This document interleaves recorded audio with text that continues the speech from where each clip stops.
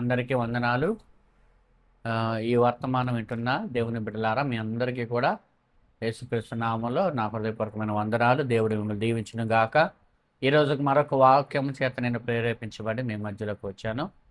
అదేమిటంటే యెషయా గ్రంథము 30వ అధ్యాయము మొదటి 3 వచనాలు మనం గమనిస్తే అక్కడ దేవుడు ఒక మాట మాట్లాడుతూ ఉన్నాడు ఇశ్రాయేలు ప్రజల గురించి.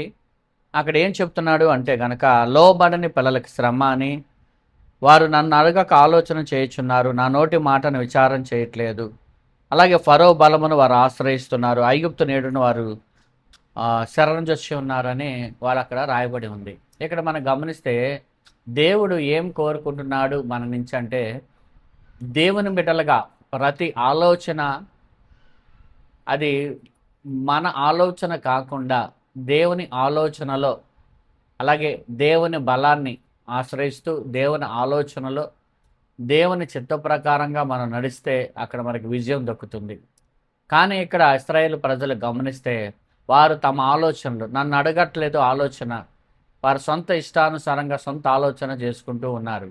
ఏ నిర్ణయమైనా వారు సొంతంగా తీసుకుంటూ ఉన్నారు అని ప్రభు ఇక్కడ మాట్లాడుతూ ఉన్నాడు. దేవుని బిడ్డలారా, మన జీవితాల్లో దేవుని యొక్క మేలు పొందుకోవాలంటే మనము దేవుని యొక్క ఆలోచనలో మనము గనక నడిస్తే, ఆయన బలాన్ని ఆశ్రయిస్తే గొప్ప మేలు మనం పొందుకుంటాం. ఈ వాక్యము దేవుడు దీవించును గాక.